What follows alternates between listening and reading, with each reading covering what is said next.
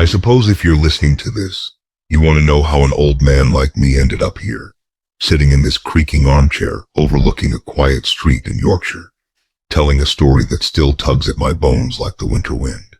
My name, well, my name hardly matters anymore, but people used to call me Arthur Graves, and once upon a time, I thought my family loved me, not for my money, not for what I could provide, but for being their father, their grandfather, a man who spent a lifetime building something out of nothing. Funny how wrong a man can be. It began last December, a week before Christmas, when my grandson Oliver, smart boy once, clever, gentle, asked me to stop by their new place in Brighton. He just married a woman named Eleanor, elegant girl on the outside, but with a tongue sharp enough to cut a stone. They'd been living in a house I helped them buy, though if you'd heard her speak, you'd think it sprouted itself from her family's noble lineage. I arrived carrying a fruitcake, the kind Oliver used to beg me for every December, and as I stepped inside, the scent of cinnamon and expensive candles hit me like an accusation. Eleanor didn't look pleased to see me. She never did. "Arthur," she said, adjusting her pearl bracelet, "we need to discuss something important before the guests arrive." "Guests?" I asked, looking around at the table set for 10. She didn't meet my eyes. "It's just, well, tonight is a gathering for people we work with, and we need to maintain a certain perception." Oliver stood behind her, shoulders stiff, eyes full of apology he didn't dare voice. "Perception," I repeated. "What perception is that, Eleanor?" She inhaled deeply, the way people do before delivering a rehearsed line. "You don't quite fit the image we're trying to build. It would be better if you left before everyone arrives." The words sliced cleaner than any knife. Oliver tried to step forward, but she nudged him gently, as if reminding him where his loyalty should lie. I set the fruitcake down, the way a man sets down a burden. "Right," I said quietly. "I understand." But Eleanor wasn't done. "Also," she added, smoothing the tablecloth, "going forward, we'd appreciate it if you didn't drop by unannounced. Just message first. We'll let you know when it's appropriate." Appropriate. As if I were some stray dog who needed permission to exist. Oliver murmured, "Granddad, please, it's not personal." "Not personal?" I raised my hand to stop him. "Save it, lad. I know when I'm not wanted."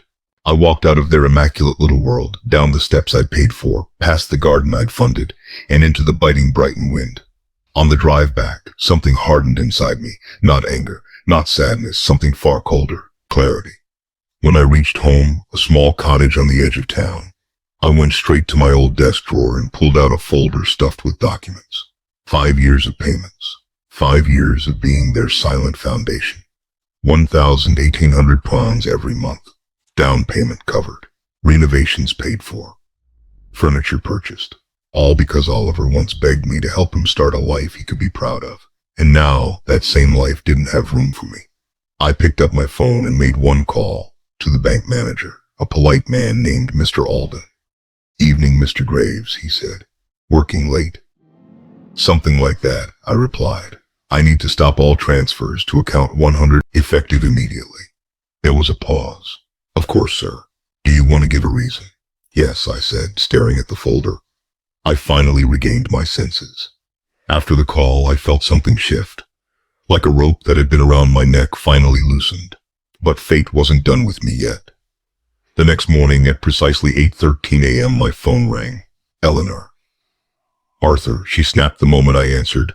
"There seems to be some issue with the mortgage payment. The bank says it's been stopped." I made myself tea before replying. "That's right, Eleanor. I stopped it." Her voice sharpened. "You can't do that. We rely on those payments." "I know," I said, sipping calmly. "That's the problem." She inhaled sharply. "Oliver's job doesn't cover the full amount yet. Your support is essential to maintaining this household." "Then perhaps," I said softly, "you should maintain a household you can afford." The silence on her end cracked like ice. "How dare you, Arthur? Do you have any idea how this makes us look to our colleagues, our neighbors?" I cut her off. "I know exactly how it makes you look. And I hope you sit with that for a long time." She tried calling 5 more times. I didn't answer. That evening, someone began pounding on my door. Hard. Relentless. I opened it to find Oliver, red-eyed, breathing hard, coat half-zipped. "Granddad," he said, stepping inside uninvited. "You need to restart the payments." Eleanor is furious. The bank is calling. We're behind on 2 credit cards. I held up a hand. Oliver, sit. He sat like a child awaiting punishment. I looked at him. The boy who once climbed my apple tree, who once cried into my shoulder when his father died, who once swore he'd never let anyone come between us. What happened to you, lad? His chin trembled. It's complicated. No, I said. It's simple. You've forgotten who stood beside you when you had nothing. You've forgotten the value of gratitude. And that house, your house, has become a monument to her pride, not your happiness. He didn't respond. Just stared at the floor. I softened my tone. Oliver, I said, you're my blood. I'd give you everything I have, but I won't fund disrespect. Not even for you. Not anymore. He left without another word. Days passed. Snow fell softly over the countryside.